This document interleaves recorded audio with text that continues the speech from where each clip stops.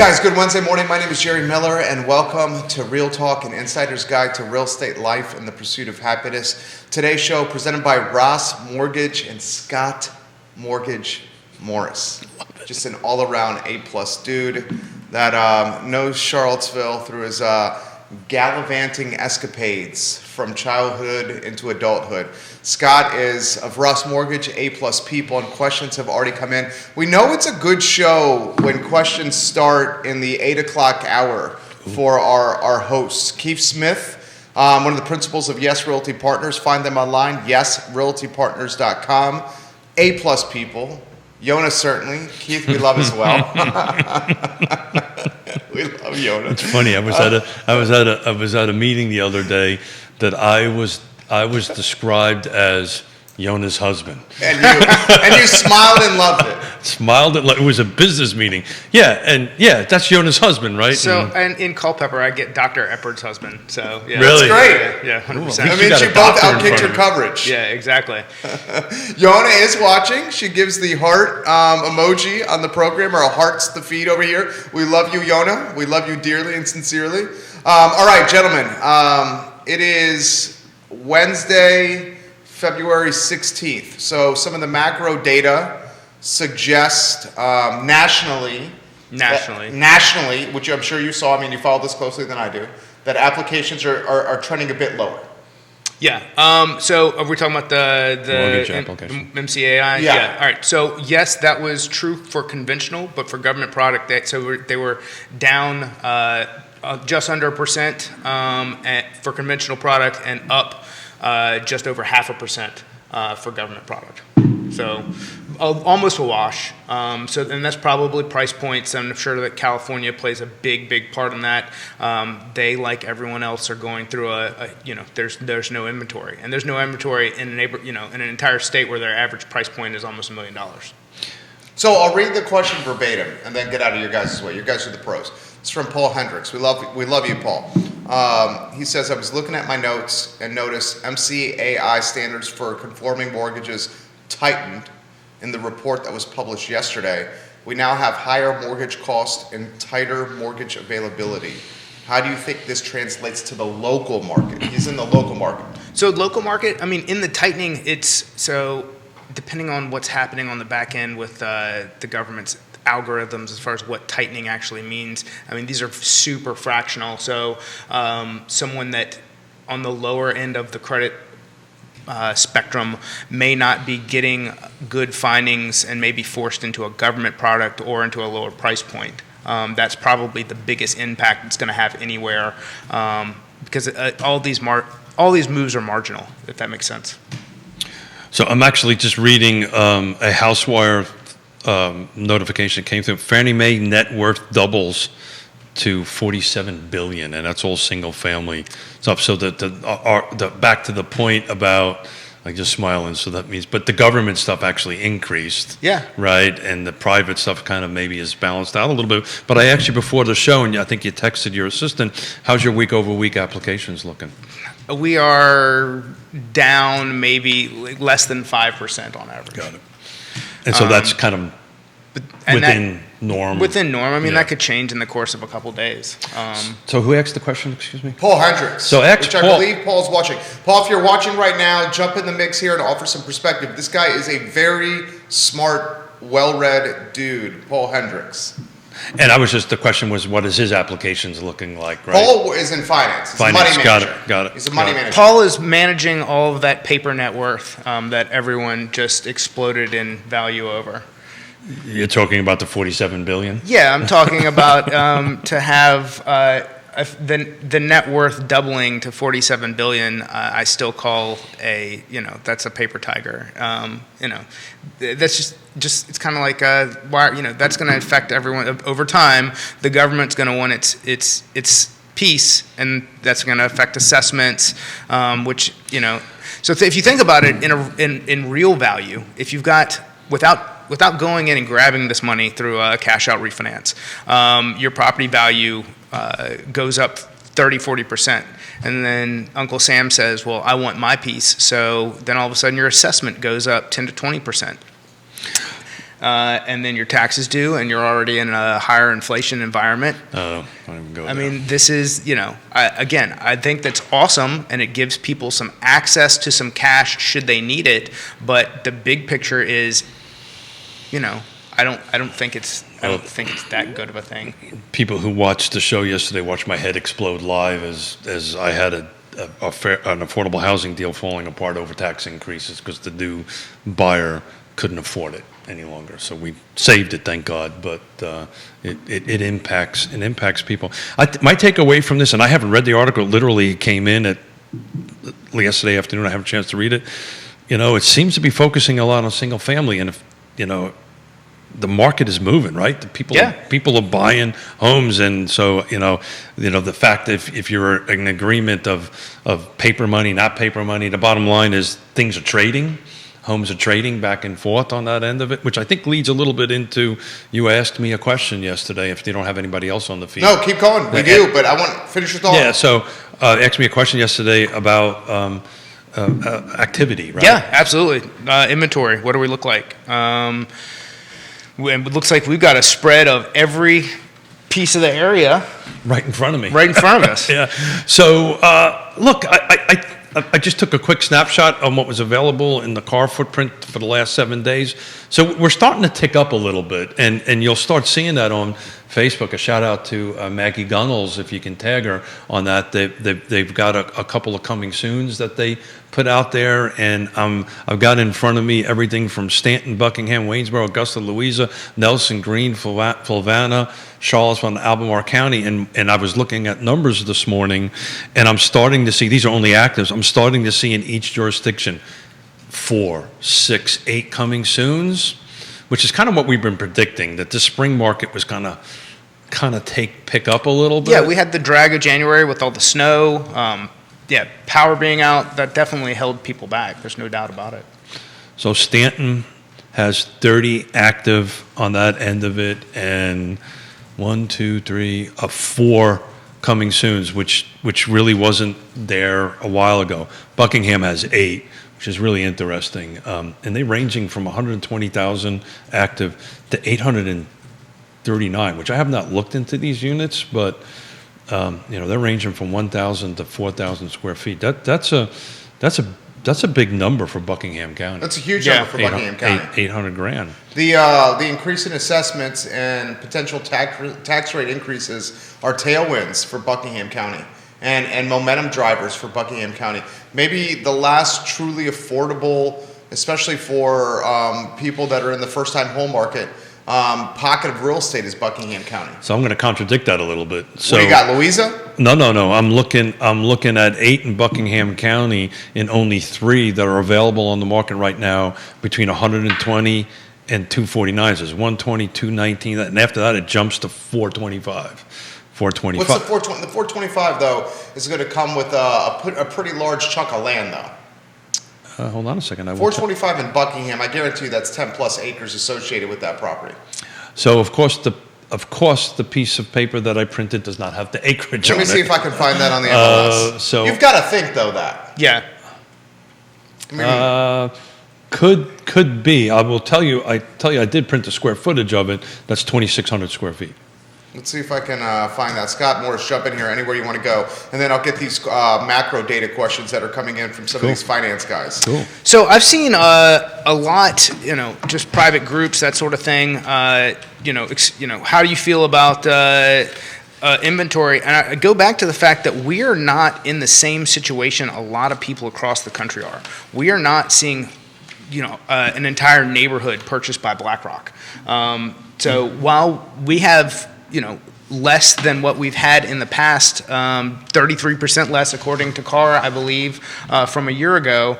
I think as we get into spring and people become more comfortable with the world that we live in, you're going to see more stuff coming on market and making the regular human decisions that they are prone to make, which is I'd like something bigger, I'd like something newer, I'm having another baby, like all the things that drive those types of decisions.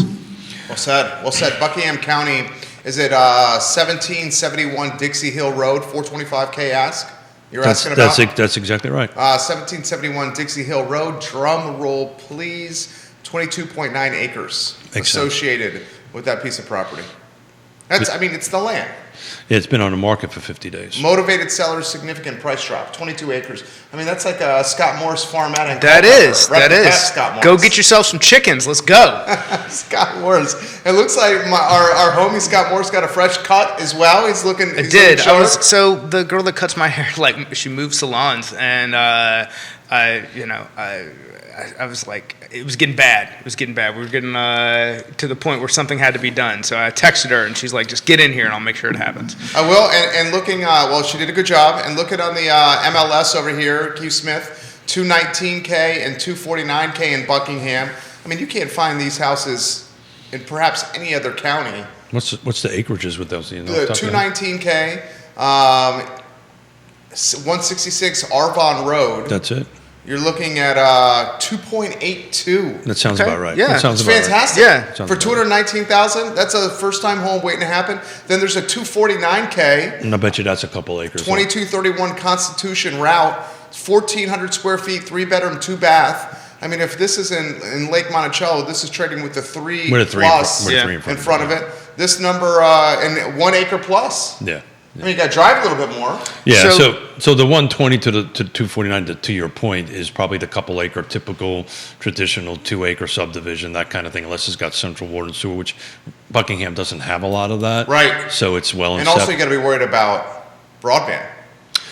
You definitely need to be worried about broadband, but I think the takeaway from this, even if we're saying the affordability, right, the housing affordability, not affordable housing, but the housing affordability is in Buckingham.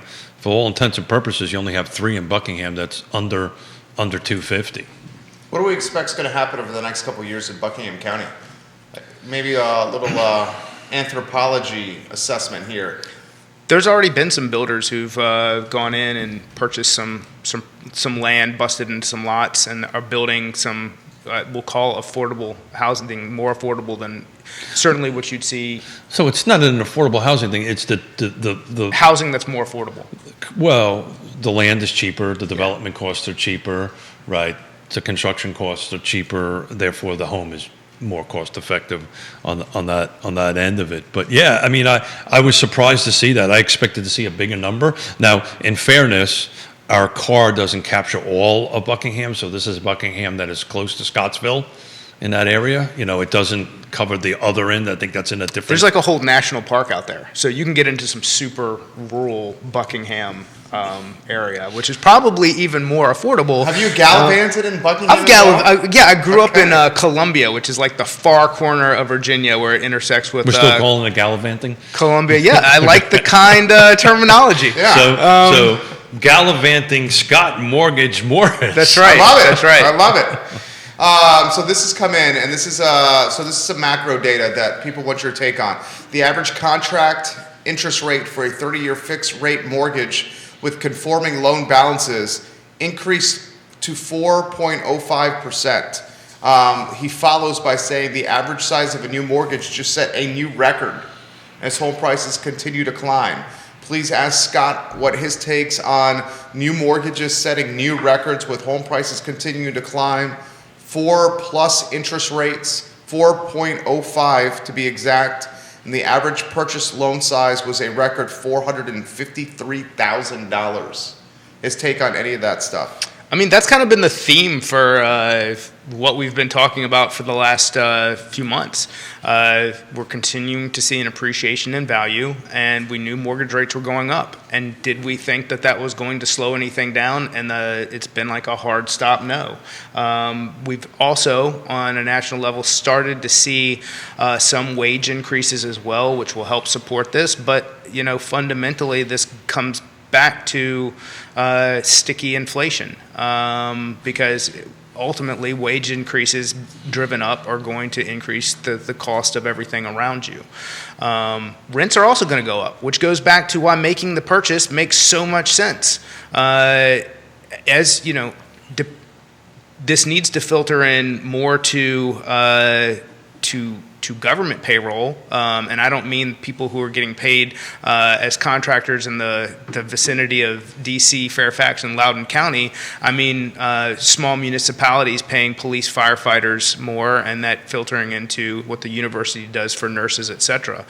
Those are the people who really need to, cost-effective housing in our social neighborhoods, and how do we make that work is probably the biggest thing. I was stopped, I'll get out of your way on this, I was stopped by a lieutenant on the downtown mall, police force, all good. Don't be smiling. I saw, it's all good.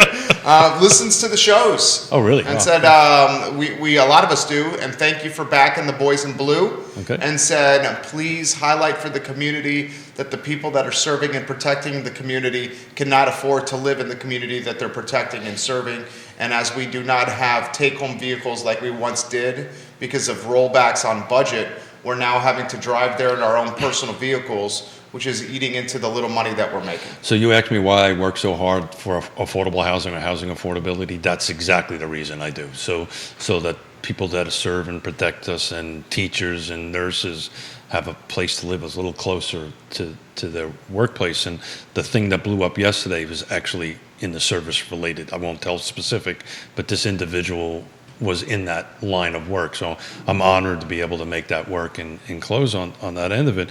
But as a follow-up on that, as a follow-up of our yesterday's show, I actually had a phone call off of what Scott just said from somebody who watched the show who wanted to say, well, maybe I won't buy now, I'll rent because of inflation. And I had to explain to this individual, what do you think is going to happen to your rent? Because inflation is going to impact the landlord, and he's just, or she is going to pass that along, and so you're going to be paying for inflation. The interest rate on those rental payments is 100%.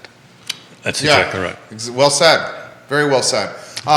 Finish your thought there, Keith, and then I got follow-up. No, he just blew my mind with the 100% because I've never thought about it that way, but that's 100% on that end of it. But I just wanted to, just to echo off of what the police officer said to you and what you said is, owning is in my opinion, the best path to hedge against inflation. There's some additional costs like taxes, which we talked about yesterday, and insurances will change it. But at the end of the day, ownership, even at 4%, is a lot better than getting a 7% increase next year in rent. Yeah. Zach Morris giving us some props. No, not the guy from Saved by the Bell, but it appears to be kin to Scott Morris over here. Not kin. I mean, this is like the whole Fluvanna, Green, Scottsville. Like there's the Morrises or Shiflets. There's a lot of them. There are a lot of Morrises. Zachary Morris says, "What up? What up? What up?" On Scott's page right now. And if you have questions to put on air, please do. Bill says this: back in the day, it was cruising the Biff. Biff Burger was located where the KFC is at Emmett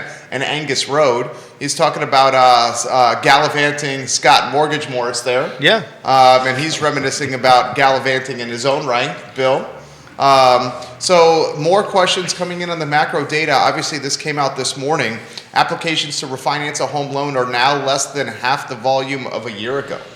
Sure. I mean, we talked about that was coming. I mean, people who could have, for the most part, did take advantage of that refinance, the super low rates. Now that we're discussing a 4% 30-year fixed mortgage, as we go back up, they're not going to refi typically into a higher rate unless they want to get into some of this equity that exists in the property to go solve whatever financial problems or they may need the money for in their life. Now, at the same time, you can't look at the refinancing strictly, especially if you need the cash, from a rate perspective. You look at it from a cash flow perspective. If you've got existing unsecured debt that is just burning you up from an 18% interest rate on credit cards, and you can go in, grab the cash and refinance at 4, pay those things off and stay out of trouble with it, that's probably a pretty effective move on your part. And if you've been used to paying this amount of money, carve off a little bit of that, pay it to your principal. Absolutely. Right? And you're actually only paying yourself instead of paying the credit card company. 100%.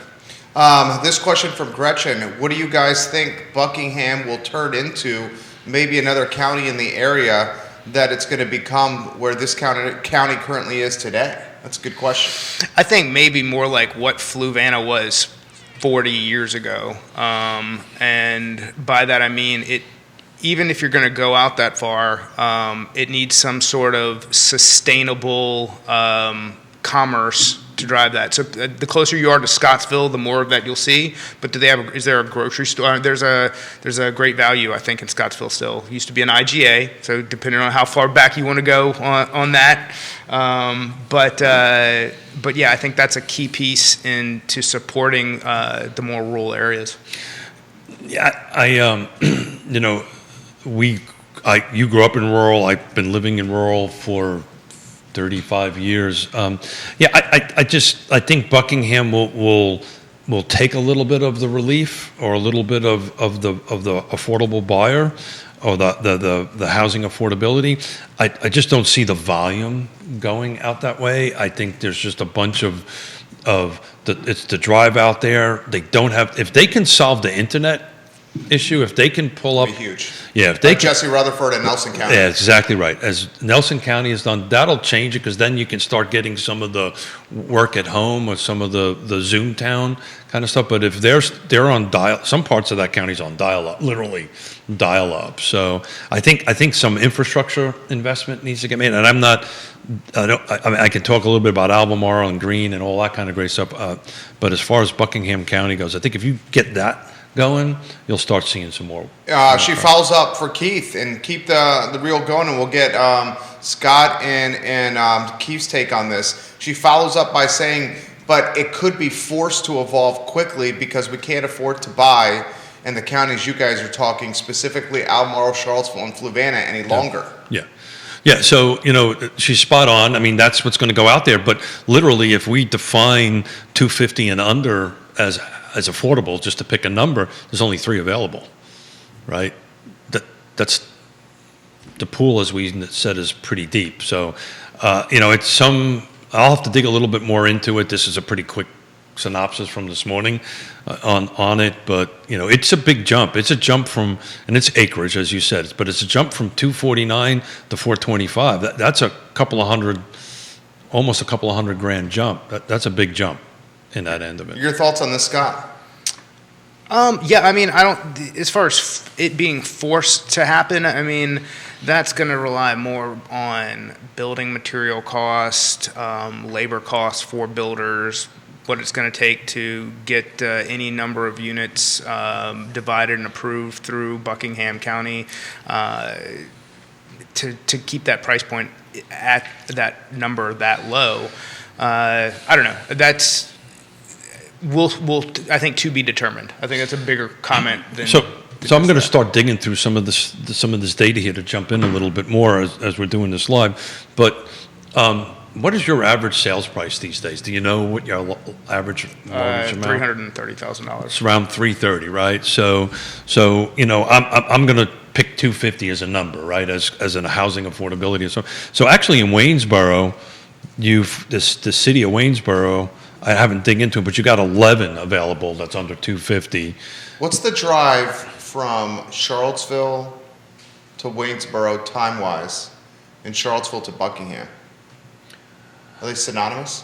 They're pretty close, depending on where, though. Like 29 North is probably different than closer to let's say use the university. Yeah, university's a good call.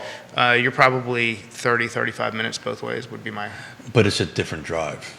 Yeah, I mean. And that's important. Well, that's true because Route 20 becomes an absolute, like 53 to Charlottesville and 20 to Charlottesville can get super congested, crazy Very town. dicey. Yeah, depending on weather and, Same with the interstate. There's a guy who grew up in real traffic. There's a difference of hopping on 64, assuming you don't have an accident, because that can happen in either case, and just driving straight at 60, 70 miles an hour versus... I've seen a lot of people that drive 53 and Route 20. I'm not saying that, 60 miles an hour is completely off limits there. You were behind me, were you? Zach Morris says 30 minutes to Waynesboro, depending on traffic. Yeah, I would agree, yeah. I can get from Lake Monticello to Fishersville in 45 minutes. Yeah. In 45 minutes. So you're more bullish on Waynesboro, though? Well, it's just from a travel perspective. It's a little easy to get there. And there's already more rooftops. And there's more inventory. And there's more amenities. Yeah. And more retail and restaurants. So Augusta has 15 under that price point. Now, Augusta, you get out into Churchville and those areas, you can get into the super rural there as well. So you've got access to some amenities, and you're close to a lot of things, and you're probably another 30 minutes from Harrisonburg at that point. If you've got kids going to JMU, that sort of thing, but definitely you can get into the super rural areas out there as well. So just to do some quick looking at all these spreadsheets I have, Augusta, Waynesboro, and Stanton. I just picked 300. I'm changing numbers around a little bit just to kind of see what's available. There's 40 of homes or 40 something available under 300,000 in that area versus 3 in Buckingham. What do you make of that? I think that's where the market is going. I think that drive makes a huge difference. Waynesboro has internet. It has services, right? It has easy connectivity. There's actually a jaunt. We learned that when Jaunt was here. There's a connector bus that before COVID, the university had a ride share with Buckingham. Correct, and I think if I remember our conversation, I think there is some ride share going on over there, but there's an actual connector bus now going from the other side of the mountain to do that, because so much of the university was living in Buckingham. Excuse me, sir. A lot of the university, not a lot, but a fair chunk of university employees were actually living in Buckingham County. So that's why they did the ride share. Now it evaporated when COVID hit because of the unsafe nature of rideshare. So maybe that comes back on market. God, we're not going to go down that way. Bad thing to consider about Waynesboro is the mountain, very hazardous during the wintertime and heavy fall. It can be very dicey at times. That's from Zach Morse right there. I like the contributions from you, sir. The feed is blowing up right here. This question about Keith's client from yesterday who lost closing due to higher assessments. Can you bring that up with Scott? And also we're getting this question that's coming in from Christopher. Does your mortgage expert expect refis to drop and be less of his business with rates going up? First, why don't we go with the first topic? And the topic yesterday was he had a potential buyer almost lose a deal because of the assessment increase. And I guess we could go down the road of the tax rate increase that's on the near horizon. Yeah, so first-time home buyer, just in your thinking, typically is razor thin, right? Regardless if it's an affordable housing land trust buyer or a typical first-time home buyer. And what had happened was the new tax assessment came out in Albemarle County, and it increased their total number by $800. By $800 annually or annually? Okay. Annually, and it kicked them out of the program that we were in. So so what is that? $65 a month? Yeah. Yeah. I mean that's 67. That's still a lot. Depending on, because you got to. I mean, whatever the income is. If that's they were already, that's a great fact. Why did that kick out? Because if they were already, so this is not the same as the tightening of credit standards due to the MCAI, but if we're going to talk about how the government's running the algorithms for Fannie and Freddie, one, it may have been something as simple as that $65 pushed them from 56.99 to 57x or 58x total debt to income, and to where it's just in a range that will not qualify. And that's the most common way for something like that to affect a process. So the way we fixed that is ultimately we were able to communicate a little bit with the county and help with the assessment, but we needed to reduce the price by $10,000. That's one thing. The first thing I'm going to do on my end is call my insurance person and go, "Hey, got one for you. how can we reduce their annual premium on their homeowners insurance, and what else, and just start, going know line what? by line through everything to I should see have what called we you. can I do. didn't think about that as a potential. It's a great idea. Potential solution. To That's a great idea. So are we not fearful that we're going to have more situations like that if the tax rate and the assessments continue to do what they're doing? I mean, we're going to have those situations. Well, that's coinciding with rising rates. We're going to have a smaller pool of buyer borrowers as we go forward. As we've discussed on the show, with inventory being what it is at the moment, the only thing to slow the rocket ship of value is that for there to be less people trying to buy these homes, which will put days on market longer, which will put eventually a more normal market. But let's talk about value, because we're not talking, in this case, we're not talking about market value, we're talking about tax assessed value, which is substantially lower. Correct, but that's than what I market talked value. about in the beginning of the show when we talk about whatever statistic you have over there saying that the net worth of everyone in America has virtually doubled due to the value of their homes increasing, and me saying that eventually the government is coming to get that money. I didn't say that. I think Fannie Mae Fannie said Mae said, I referenced the piece of paper that you brought in sitting on the thing there. Scott Mortgage Morris, don't get me into trouble. No, not at all. It's the paper he's got there. I tend to do enough of that on my own. Thank you very much. So this is a hot topic on the feed, and we'll get to the otother topics here. Albemarle County is going to probably follow suit with an assessment or tax rate increase, as the city of Charlottesville does its tax rate increase and has that 12% assessment year over year uptick. So the question is, are we and I'm going to paraphrase this from her, are we as first-time home buyers just going to feel the brunt of this more so than those that already have houses or are deeper along in their lives? I mean, I hate to say the answer is yes. But No, maybe yes, maybe no yes. I mean, we have an example of my parents, right? Their tax assessment is going up. They're on a fixed income, right? Their income is not growing to just 10% inflation. So the retired demographic, fixed income retirees, are almost in the same category as the first-time home buyers. For two reasons. What we just outlined, and also they want the same thing when they're buying. So they're competing against each other as far as product is concerned. But you're 100% right. The bookends of both sides, are feeling the impact on this. Let's also take a step back from this and pretend that the last 2 years didn't happen.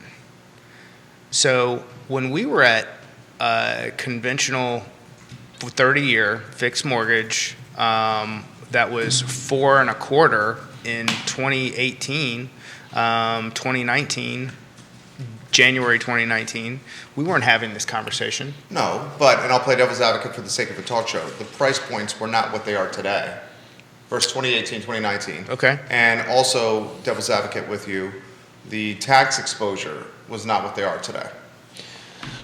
So I think Scott's point is, And inflation wasn't what it is. Now, that's the a bell real issue. that gets rung due to pumping that. I mean, that's Yeah, a giving whole a ton of nother free money to yeah, everybody. that's like a whole nother show. But you put that much money in the system, you're going to get the problem that exists. And that's what Xavier Erpy was highlighting yesterday. yeah. So when the last time the interest rates were at 5% was somewhere between 18 and 19, looking at the chart that I have in front of me, inflation at that point was zero. Yeah, or it was less. It was 2% at the time, Yeah. or it was chasing. It was just under 2%. Yeah. So when the impact of that and the CPI on my parents and on the first time home buyer is impactful, right, on that end of it. But at that point in time when we were in 2018 and 19, you were still making deals. I was still selling houses. I mean, the market was moving along. I think to follow up on what Jerry just said, this conversation we're having about tax rate increase happens every year.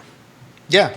It's just this year, because of the 2 years that you want us to forget about, And has impacted that. Well, Absolutely. and, go ahead, Scott. and the other side of that also is, as long as we don't get government's paying independents to come through, which they're going to have to do, but as long as it doesn't get absurd, like during just like the '08 timeframe where you saw some of these assessments doubling in value, that's when you go and you, as a collective group of humans, to your local governance and say, whoa, you're gonna pay for another round of this and get an average, because there's no way that these properties just. And that's what we're trying to do here. Is Neil watching? I mean, we have one of the loudest voices we have with this network. Neil Williamson, if you're watching, please give us a poke or let us know. And to Scott's point, historically, African-American community, 10th and Page in the city of Charlottesville, assessments jumped 25% year over year. And a lot of the families in 10th and Page are fixed budgeted. And that is a byproduct, and we love Dairy Market, love Dairy Central, love them. Sure. But Dairy Market and Dairy Central certainly influence the 25% assessment 100%, but this goes back to like my age-old, like this is, and I don't want to go too far down this view on government of let me give you a big hug while I stab you in the back. Like they say all the right things, but ultimately, this is. The reason why, part of something, so everybody can understand, there's a reason why I asked for a shout out to Neil, because I've had a chance to actually I'll fact tag him right check now. this number, and Neil will know. It's much like the tax assessments, just to get this out there, the tax assessment required by the state is much like the comprehensive plan. I think you have to do it every 5 years. So some jurisdictions, like our jurisdiction, Fulvana County, didn't do it for years. So what happened was the market has changed substantially in 5 years. So what it was 5 years ago, and what it was now, is a huge jump. So most jurisdictions now are going into this yearly or bi-yearly thing, but for quite a while it was every 5 years. So it was kind of didn't hit you until a 5-year period of time. And I may be wrong. It may be longer than 5 years. It may be less than 5 years.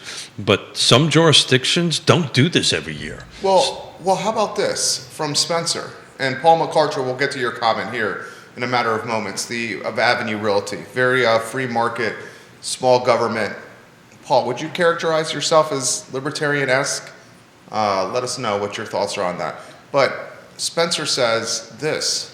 Maybe you guys are just looking at it the wrong way. Increased assessments means people have more worth, means the jurisdiction has more money to run, means the economy is strong in Charlottesville. Why not look at it that way? So all that is absolutely true, right? And We're just fearful for of the a certain, gentrification. it's true for a certain part of the population. Exactly. but it's Exactly. important to understand. It's true if we don't want diversity in wealth and racial diversity. Yeah, 100%. It's true if you're okay going, all these things that we say and do to help certain parts of the community only matter when we're saying them, not through our actual actions and how much we charge them to live here. And Paul McCarter literally just said assessments and tax rates are another example of the city and county saying they want affordable housing while every decision they make increases the cost of housing. Yeah, that's my opinion. They're buzzwords. Yeah, yes. They're marketing buzzwords to win elections. He's going to say, no way, Jose, because he's been in the space for 30 years, and he literally has had successful championing efforts of affordable housing. We were able You have. to make it actually happen. Yeah. But the brain damage is a little bit more than I can afford. The difficulty in getting that done, and then on top of that, the fractionality of It's not scalable.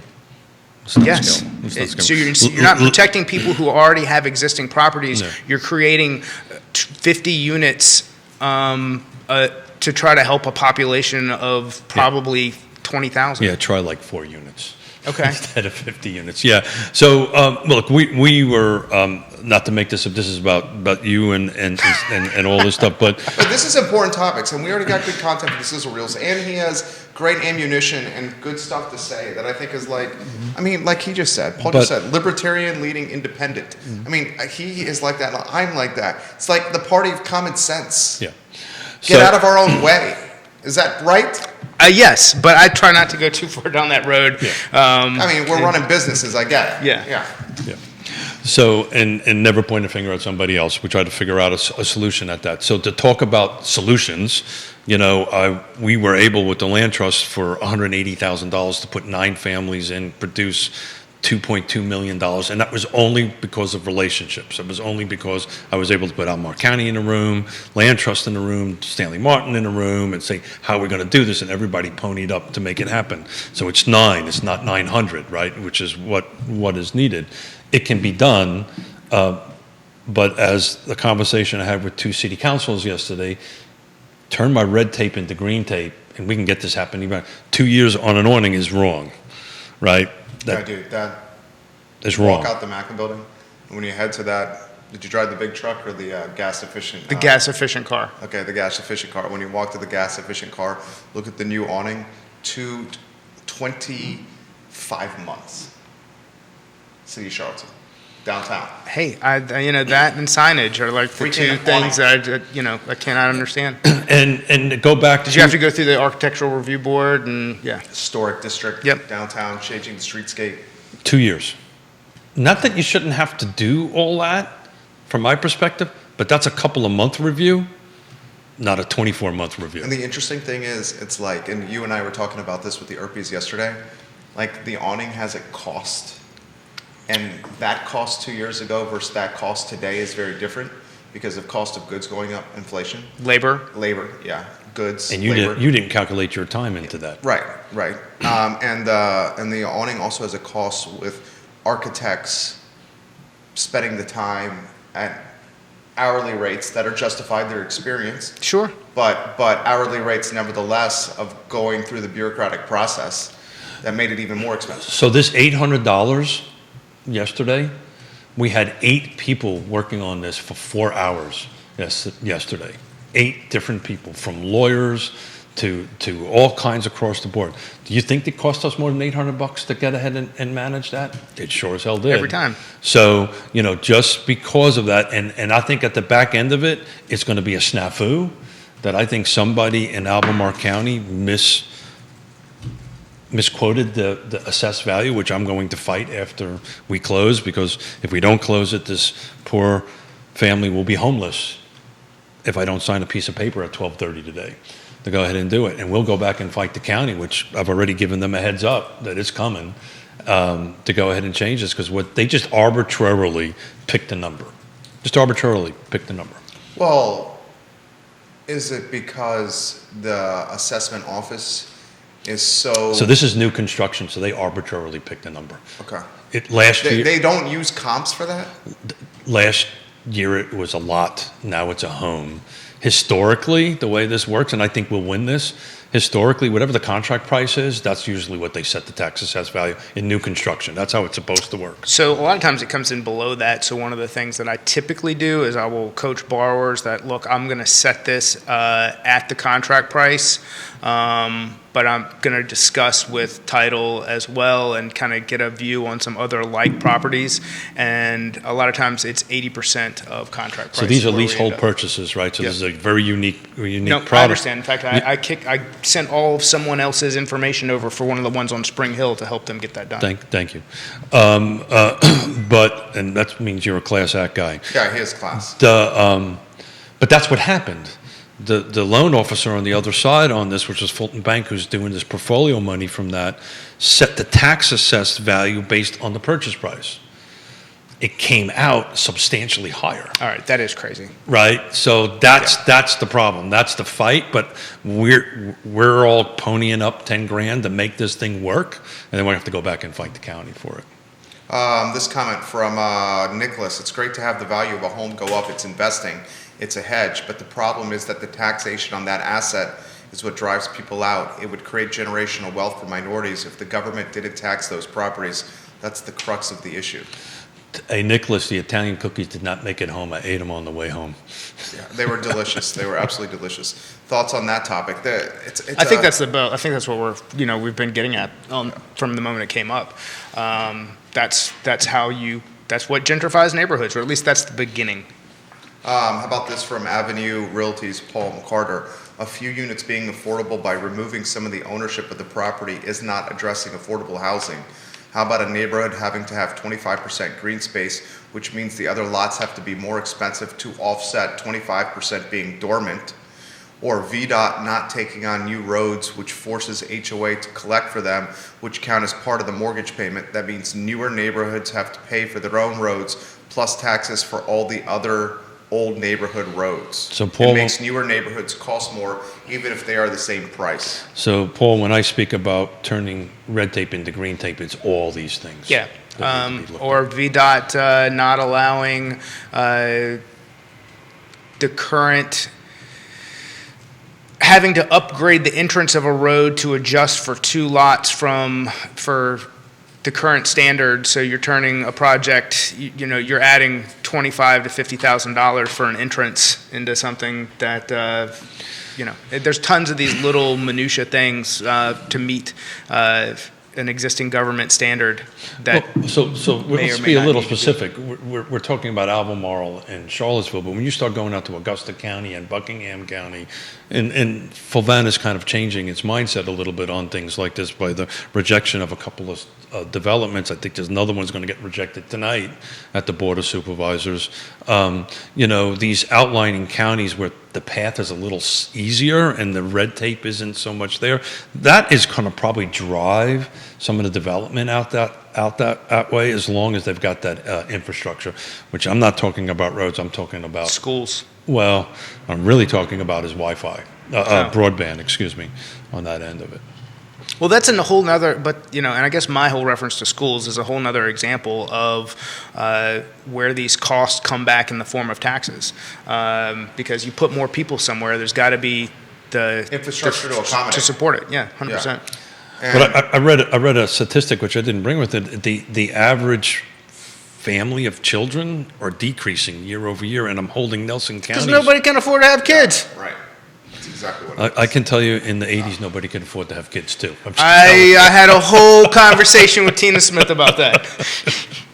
I mean, how many kids did your mom have? 5. Right. The answer is we started with you and we figured we screwed it up. We just keep on going until we got it right. And after 5, they said, yeah. Is Scott Morris having any more kids? No, sir. Dr. Morris? No, we're good. We are. It's got 3. It's 3, right? Yeah, a it's twin, 3. and got God 3. bless you. Got 1. Yeah, God bless you. 3 under 5. Yeah. The girls will turn 4 this summer, and Freaking superstars. But Nelson County's student population is continually to decrease. Well, what do you attribute that to? I have some ideas on that. It's my age. Yeah, retirees moving into Nelson. It's the average age. So there's a flip side to that, right? So this whole conversation we had with Chris Fairchild and Tony O'Brien and about a project that got rejected that was going to provide housing at the 250, 350 point, which more than likely would have brought in families, right? Is now going to be 50, 75, 100, depending on the growth of the project. By right of 400 to 500,000, guess what they're going to be? They're going to be me. They're going to be, retirees. I mean, it's happened out there. The Island Hill, 90% of the sales out there are all retirees.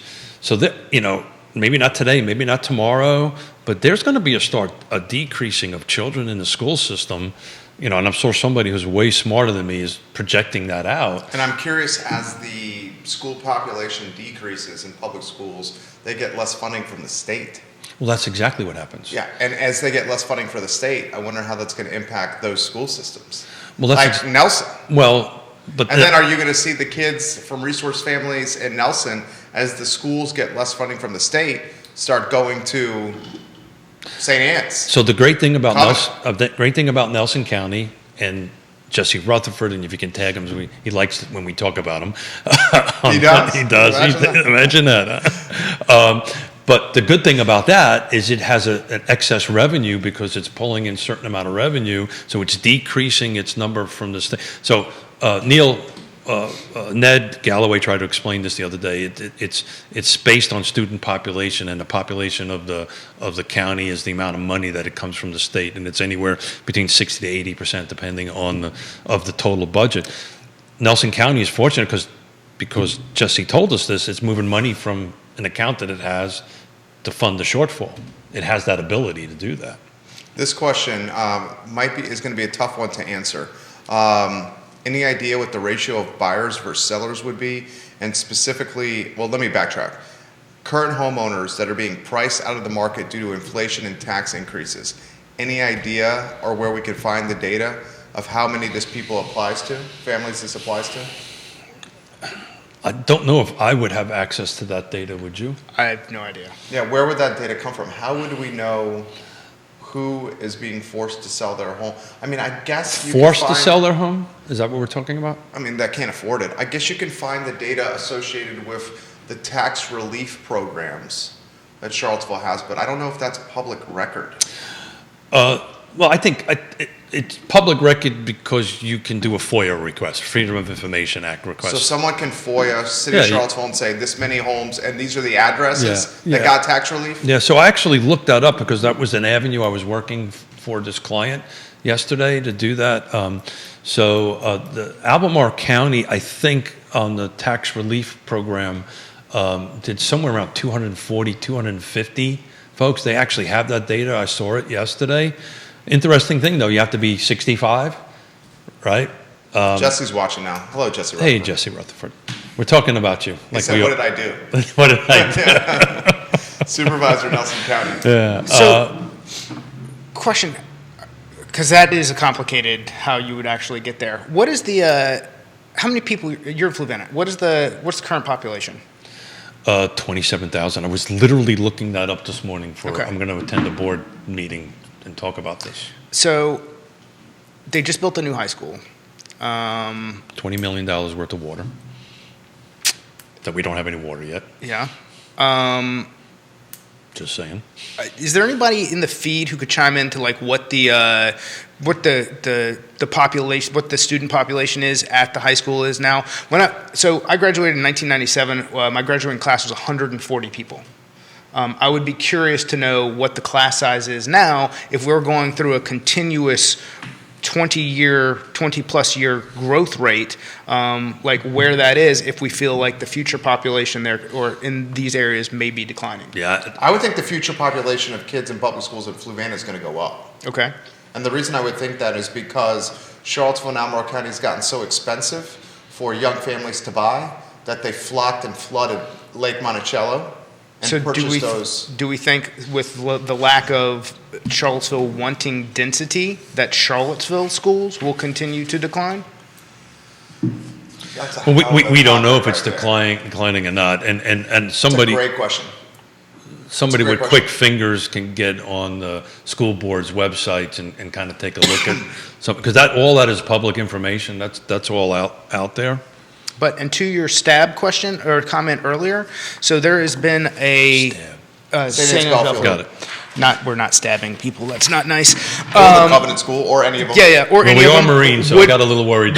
Woodbury. Yeah. So there has been a big growth in talented student athletes leaving local county to go to Fork Union, Stab, some of these higher profile Woodbury, for sure. for a long time. For sure. To the point where, so my dad's been, he coached football and participates in officiating track events for the last 40 years.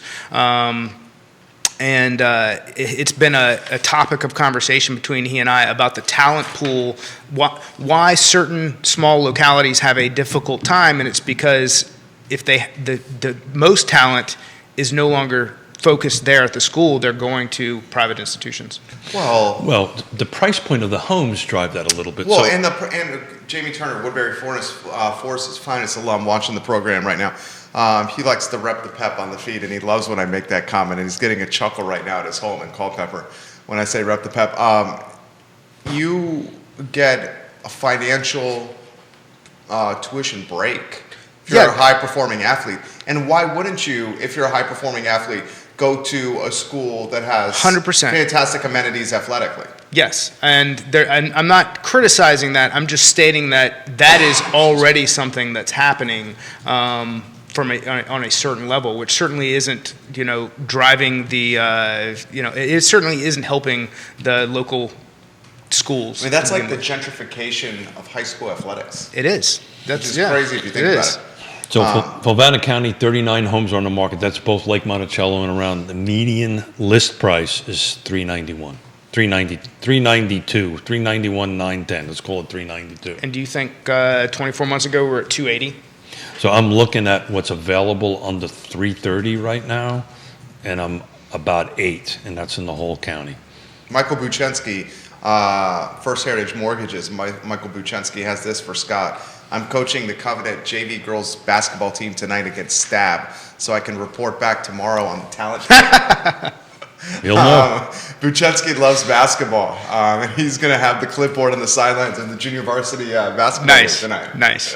We love when you watch the program right there. Keith, please finish your thought. I didn't mean to interrupt No. you there. You're good. While you guys are talking, I'm just digging through all these spreadsheets that I printed this morning, and I was just looking at Fulvana County, and like I said, the median sales price, list price at the moment right now is. Well, and he's a good example because I believe that he's in the Western District, and from his comment, it looks like they're at the Covenant School. Yeah. And another intriguing aspect of this, I think, to Scott's point, what also expedited that was how the public schools responded to the pandemic, and how some of the public schools didn't have the in-person class where the private schools did. Yeah.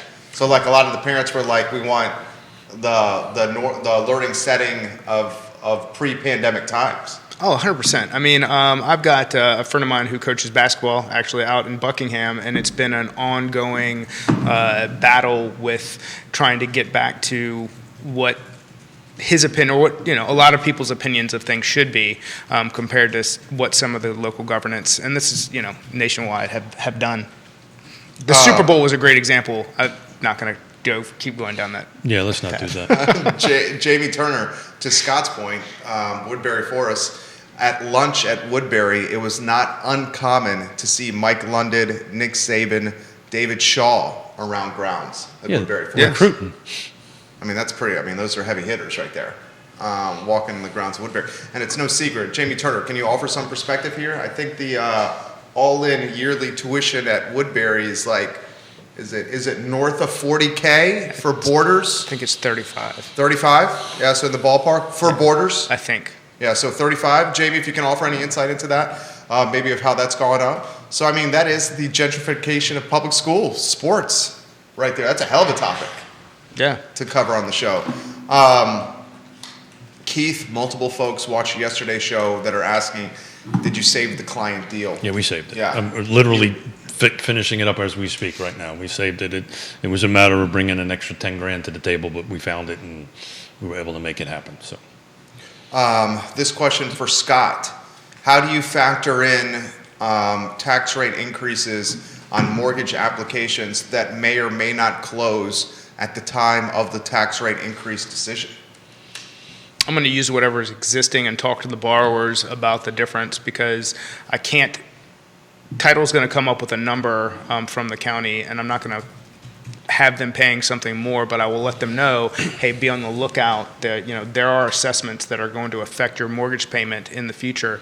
And it's not your principal and interest that are increasing, but also keep an eye out in case your home insurance goes up. And if it does, then contact me and we'll get you in touch with an agent who can get you another look at another policy. So that's a great point to make. Most people do not know that you can change your insurance company midway through a life of a loan, right? Yeah.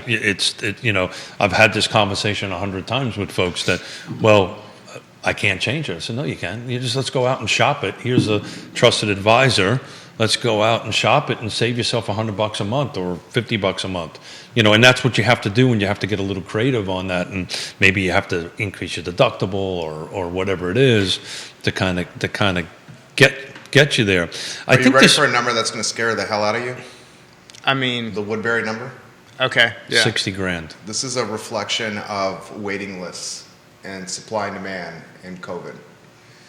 This is from Jamie Turner, graduate of Woodbury Forest. He says, when I was there, it was $35K. And then he just checked the current tuition at Woodbury Forest, $62,200 a year. Yeah. And he responds, may have to send my kids to the PEP. That's what he says, literally. Yeah. 62,000, and then he's including a link. Jamie Turner, you're making us better today, like you always do. I love the folks. Hey, that if watch he's pulling that up, send me the link. What is what's the? There's an elementary school. Good night. The true call. Here's the link. Thank you, Jamie Turner. The true cost, and then finish your thought. The true cost to send a boy through Woodbury for a year is calculated at approximately $88,245. Our current tuition, room, and board is $62,200. That means that even families who pay full tuition receive a subsidy of almost $26,100 annually toward their son's education. That's a little smoke and mirrors right there. Sure. That's a little smoke. Well, they also have. Did you hear that? That's called brand management right there. I don't know, whoever wrote that needs to get a real estate license. Keith, that was funny. My brain's not working at the moment, but what's Every once in a while, that was hilarious. What's a college that? So they've got the investment that they hold, like their big pool of money. Their endowment. Yeah. So the endowment at Woodbury is like off the charts. Like they could essentially pay for everyone to go without tuition for the rest That's the of same time. thing. I heard a number one point in time. Crazy. It's the same thing with UVA. I mean, they can send people to school for like a millennial. And so I'm sure there actually is some truth to that, given what they actually pay for. What is the so Jamie, here's the takeaway from endowment? that: those little girls and guys you have. Do you think it's expensive now? Oh no, that's his point. I'm telling you, the kids. Why do we have a shrinking? Because people can't. That. Yeah, or Grimes Elementary, and I'm not even looking up what Grimes. I was trying to think of the name of it at first, but I know it's like $20,000 a year for elementary school. Like what? That to me is just bonkers. I'm glad that I just bounced little grandbabies on my knees and hand them back and move on, because then you got weddings, by the way. Yeah, that you got to pay for. Multiple comments. This from Coach Michael Buchensky. That's why settlement agents collect a tax escrow account with a few months surplus in case of overage or additional tax fees at a later date. And he also says, pretty sure that Woodbury tuition is more than UVA. College education is basically 4-year vacation at this point, unless the students know exactly what they want to do. Go into vocational training. No millennials will know how to wire a home. So an electrician or tradesman, for example, will make a mint in the future. And we talk about that. That's my whole thing all the time. Are you learning something that you can effectively turn as a tool into a profit in the future? Like, are you doing something that, So I'm working on a show with that with a couple folks from Ridge Schuyler from I can get this out, Piedmont Community College, to come in here and talk about that. Why are we not doing more of this stuff? And because of I hate to say this, because of the stigma. Because the American dream has been so manipulated and you were told you have to go to college. Because of that. It's like the college is luckily like I was fence. Luckily I was someone who didn't like doing anything he was told to do, so that was really what kept me out of it. And now you joined the Marine Corps. And now you're crushing it. And now the dude is crushing it. So if you take a look at certain trades and certain folks, and we'll dig this up for a future show. They crush it. Substantial amount of money. Yeah. Substantial amount of money. And not only that, I know some very successful plumbers, to be just 100%. That's what I'm saying. That's what I'm saying. Randy Smith, who you brought on the show, is watching the program right now. What up, Randy? Tennis coach extraordinaire. Yeah. Fantastic realtor that lives in downtown Culpeper, right? Mm-hmm. True cost for Woodbury Forest on their website, he says, is $88K. Multiple people are blown away by this amount. Multiple people blown away. I would love to know what's in that endowment, Jamie. If you have any access or reach to that, JT, I would love to know that. The UVA endowment is 17 to 20 million? 17 to 20 billion with a B. With a B. Yeah, with a B. Way more than these 10 fingers could count. Yeah. I wonder what Woodbury's is. Yeah. It's a lot. Do you think it's north? I bet it's got a B. You think that's what I was going to ask? Yeah. If we put the over/under at 1 billion, you're taking the over? Over, yeah. Are you on that? Mr. Smith isn't smart enough to figure this one out, so I'm leaving it alone. it's a big number, and whoever can afford it, God bless them, and I'm glad that they can do it. But that's a lot of money. It's a great school too. Anyone that knows that answer, we would certainly love to have it. This question that has come in is for Keith, I would imagine. If the future land use map does get approved, like it's on track to get approved, how does he think that's going to increase the budget and the money that comes into the budget from the additional density? Yeah, so I think that's what they're trying to figure out. So the land use map has been approved. It is part of the comprehensive plan. As everybody knows, what they're now going through is the zoning portion of it, and the zoning, and I don't want to geek out too much on it, but the zoning text amendment on it, and what this is all actually going to look at from a regulatory perspective on the end of it. Look, it's a double-edged sword, right? So if we're able to increase density, expenses will go up. That's just the way life is. But somebody needs to turn an ROI on it, and hopefully that's what's going to happen, return on investment, and they're going to start looking at that. I know this much in the conversation I had with my pop over the weekend, my mom and pop on the weekend. If nothing happens, the costs are going to go up. And that's what they were talking about, right? Their income is not increasing enough for the expenses between inflation, transitory or not. I think transitory is a BS word at the moment. 14 months. That's apparently 14 months is transitory. The taxes are going up, HOA dues are going up, so they're slowly not being able to afford where they're at. That's going to go up if there's more density or not. Did I do a decent job? I thought you did a very good job. And as we identified yesterday, 7% uptick in first years at UVA in the class of 2026. 7% additional more students for the class of 2026 versus 2025. I'm curious. Where are they going to live? Right? Wasn't it already tight housing to begin with? But is that the uptick of applications, or are they increasing the student population? Or are they doing some sort of, is this actually students that are living at the university, or is this something where they're allowing some sort of online hybrid enrollment and just but taking the same amount of money and for the name? I would imagine that they're going to try to put as many on grounds as possible for the profit centers that come with being on grounds. Yeah. But the logical question is, Scott identified, is where 7% additional students going to live, and how does that impact the housing market? It will. Right. It will, yeah. Not only rental, but home ownership. So and not only city of Charlottesville, but surrounding counties, because it's all tied together. Well, we've been talking about that forever. You can't talk Charlottesville without talking Fulvana. You can't talk Fulvana without talking Green. We're all interconnected in this region. But so I think UVA students are somewhere between 26 and 27,000, if I remember the math right. Yeah. So they're increasing that by 7%, is what we're saying. Yeah. Wow. That's a lot. I thought the applications got increased by 7%. I misunderstood you. That's a big number. Yeah, so they're cracking 30,000. That's massive. People. UVA, it's going to be an interesting next calendar year and 4 years after here in our ecosystem. Any closing thoughts, Scott Morris? Scott Morris is excellent in this setting, per usual. It's the haircut. Closing thoughts. Just if you're out there, and so I've seen a lot of some brokerages further north kind of doing some preparation for their people over inventory and how are things going to go, and don't worry. I think don't worry is the key.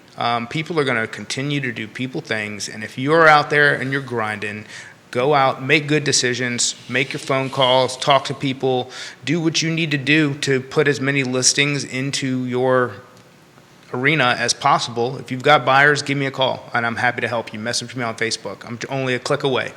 Very nice. Or a phone call. Or a phone call. Smoke signal if you're very creative. Paul Hendricks, Facebook message. Paul Hendricks, you jumping, making us better here. I love you, Paul Hendricks. Woodbury Endowment is listed at roughly $450 million. Oh, really? Okay. Yeah. Less than I thought. Still a lot of money. So you took the under, didn't you? No, I didn't make a call. I just put the over-under at $1 billion. Got it. Yeah. So, and I got dots coming in here on Facebook message. So he's about to add Phillips Andover, which is another private school, is 1.1 billion. Holy smokes. He says. Wow. Private schools. I mean, Woodbury's 450 million endowment is massive. Yeah. I wonder what Stabs is. I bet you'll get a couple dots here and with an answer on it. Have you guys seen St. Anne's primary campus over there off Ivy Road? I have not. Dude, it's like a college. It is. It's a campus. It's a campus. It's a campus. It is like For a college. but little kids don't need all that, man. It's like a college. I mean, Like they don't know. they don't exactly. They have no perspective. Yeah. They don't know. They just think that's what it is. It's strictly to. And anyways, that's to a whole drive lot. emissions. Yeah. I mean, it's a business. Thank you, Paul, on that. We appreciate that. Keith, any closing thoughts? No, again today, I think like we did on Monday, we just had a couple of short topics. What we do more than several times a week, constantly amazes me. On our viewers and our listeners, how they make me better. That's for sure. And I get asked all the time, why do I do this for as often as I do a week? And it makes me better at my job. So thank you. Hear that, Yonna? It makes him better at his job. Thanks, Scott. I was really trying to close the deal here, and you just thank you, brother. One Marine to another. Thank you. You're welcome. Well, I know what that thank you means. For those that don't know. Jamie Turner says, so this is the beautiful thing about the show. We have multiple conversations happening here on across Twitter, LinkedIn, YouTube, and Facebook, and Facebook Messenger, all on the same thing. Jamie says, I remember when I was there in 2014, it was about 300 million. He'll have to dig through his notes from our last advisory council meeting, but I know it's increased significantly. And Paul just answered Jamie's question by saying the endowment is 450 million, which Paul has found online. So from 2014 to now, that's 8 years, the endowment has gone up 50%. Well, it's also a testament to their fundraising capacity and their investment portfolio. Yeah, well, that's true. There you go. Plus, graduates going through university that are, giving money back and all that great stuff. And Bill says future land use map will inflate land values and higher sell prices will increase taxes along with the increase in the rate. You can see this already in property sales and higher density proposed areas. I had a conversation with 2 city councils about that yesterday. So, all right, gentlemen, you guys are fantastic. This is Real Talk on a Wednesday, presented by Ross Mortgage and Scott Mortgage Morris. what was Gallivanting. The gallivanting Scott. I got to write that down because I've got Scott Mortgage Morris, but we have to do the gallivanting. Yeah, I like it. He's an A+. We're gonna get to a full English title by the time we're done. I know, dude. It's gonna be Sir, gallivanting. Keith is the distinguished gentleman, Keith Smith. Judah Wickower is our director. My name is Jerry Miller. We have the doctors behind the Urgency of Normal Toolkit tomorrow, and Dr. Jeff Vergalis, and Dr. Elizabeth Holland on the program, Dr. Eliza Holland tomorrow, as they make their medical and scientific push to return schools back to normal in a maskless setting. Those 2 doctors who work for the University of Virginia on the show at 12:30 to talk about this topic that is near and dear to all our hearts as parents. This is Real Talk. Thank you kindly for joining us. Take care.